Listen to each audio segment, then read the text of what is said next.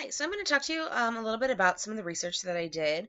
And as I was going back and forth between choosing a research topic, I had settled because actually, as I was thinking about my philosophy, I had to go back and kind of think about, well, what is the actual purpose of adaptive music? Because adaptive music is my whole world. So as I'm thinking about this and going through this whole class, I realized I don't even know what the purpose of this is. I didn't really have a clear purpose of what I was doing other than I knew that I wanted to help people with disabilities and engage in music. So that kind of helped me center into this topic. So as I was going through all the research that existed, I kind of had this question in mind, what is adaptive music? And I would type it in, or I'd just type in adaptive music, and things would come up for special education, or music education, or inclusion, but that's not quite where I was at. So really, that's the question, is what is adaptive music? That's the question that everybody's wondering, because there's not really a clear overall purpose as to what adaptive music is or should be. And then we kind of have to look at and say, okay, well, adaptive music in a self-contained setting is different than inclusion, but is adaptive music and inclusion still adaptive music, or kind of what is that? So as I was going through, it seemed that there were kind of two pieces there, and it was either self-contained adaptive music or inclusion and how to like adapt and accommodate and modify for those students. So I kind of tended to stick to more of the just adaptive music side, self-contained, because that's where I'm at. So that kind of led me to the big issue, which was, what's the purpose? We have people on either side of this, and really the biggest issue was whether or not the purpose is to teach non-musical goals and to use music as like a vehicle to get to those goals, or to teach musical goals. And that kind of aligned with the philosophies that we had all been talking about. So the biggest thing was the difference between non-musical and musical goals. So it seemed that non-musical goals were more like therapeutic. It was social skill development. It was respect.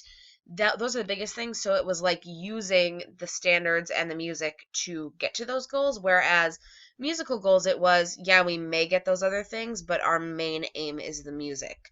So basically, it's kind of like they're doing the same thing, just that the big picture is different. So they're doing the same things, but the ultimate goal is different.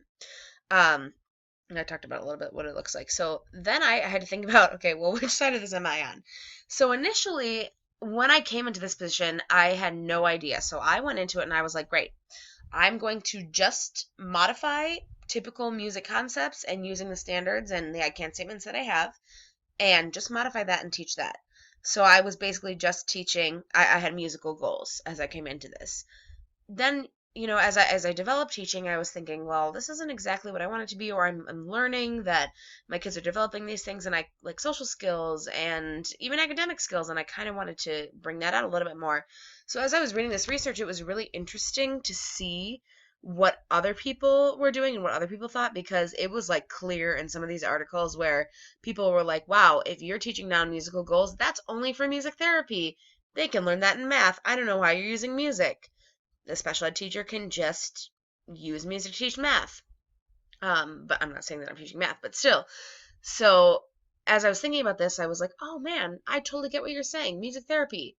But then I also thought, music therapy isn't really as prevalent in the school systems today.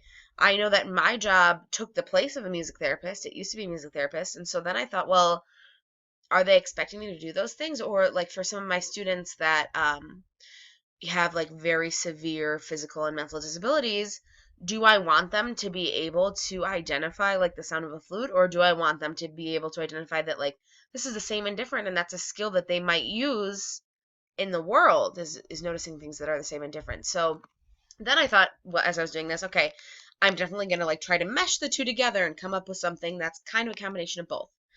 And then I got to the end of it, and it was a whole different piece of the cycle where I was thinking, okay, I definitely am on the side of non-musical goals now, but I don't think that it even necessarily needs, the musical goals needs to be part of my end all, because if I'm using that as the vehicle, as if I'm using, let's say, same and different with some of my little kids to be the vehicle, that's not the goal.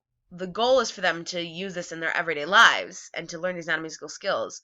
The process just happens to be using these musical concepts to get there. So I can still meet music standards, and I can still use music concepts to teach these non-musical goals.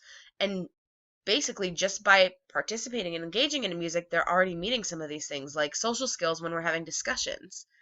They're doing it. I don't really have to change anything to get there. So that's really where I ended up being. And with my philosophy, I really found myself aligning to Plato as I was writing my philosophy statement, that I think that for my students and for the kids that I'm working with, the purpose for them is to be good people, to be people that have meaning in their lives, to have leisure skills and be able to do that, to be able to function in their society, to be able to communicate. And so and that might not be the same if I were teaching like a high school choir. I don't think that I'd have the same, well, I might, but I don't think that I would have the exact same philosophy. But for my students, that's what it is. And so when I think about these goals and the size of the issue, it definitely aligns to the non-musical goals. So after going through this whole process in basically 2 years, I found myself on the exact opposite end where I started. So it's really been interesting. There was really a ton of research out there about inclusion. So I think if you're in a room that like uses inclusion, I would definitely look out there. I think that adaptive music and inclusion are not quite the same.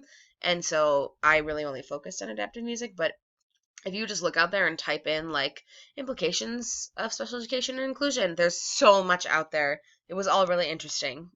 Yeah, that's the end of this, I think. Yep. Cool.